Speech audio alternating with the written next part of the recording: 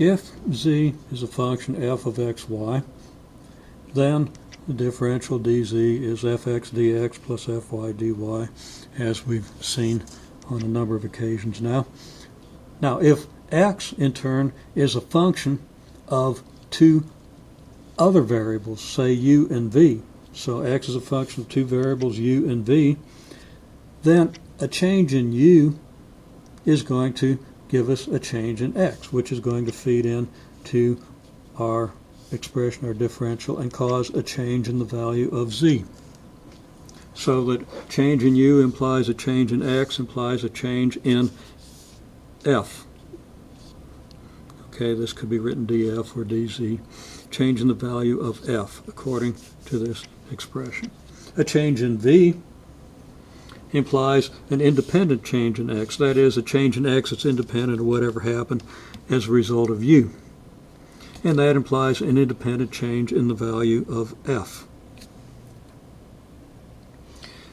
These changes are independent in the same sense that when we looked at a function f of xy, the change in y depended only on the y derivative and was independent of the change in x, which depended only on the x derivative, or the change due to a change in y depended only on the y derivative. The change due to a change in x depended only on the x derivative. So they were independent, and this change in u and change in v have independent effects, ultimately on, first on x and ultimately on f.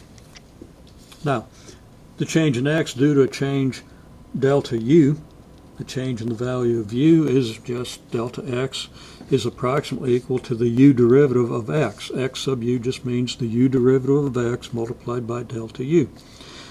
And that expression is fairly obvious. This is simply the rate of change of x with respect to u, and this is the change in u when we multiply that rate of change by the change.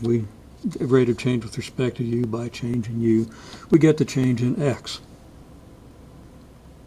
And we can get an independent change in x due to change in v, so that would be this expression with just the analogous interpretation. Rate of change of x with respect to v times delta v gives us a change in x, which gives us a total change in x, which is x sub u. That u might be a little hard to read, but it's x sub u delta u plus x sub v delta v. Now, if we combine these two independent changes in x, and again, I've used the same symbol for the changes, and I'm kind of apologizing for that, but I can't think of a good way to notate that, to make these different. Any notation I can think of, a subscript 1 or 2, is going to be misleading. And I'm sure it's just my shortcoming in not being able to think of a good way, a clear way to delineate these two.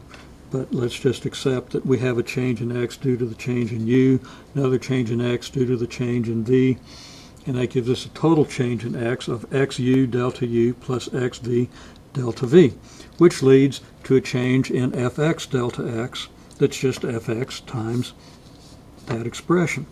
And very similar reasoning with our y's tells us that we have an fy delta y that's going to be equal to fy times y sub u delta u plus y sub v delta v. Again, rate of change of y with respect to u times delta u plus the rate of change of y with respect to v times delta v gives us the change in the y.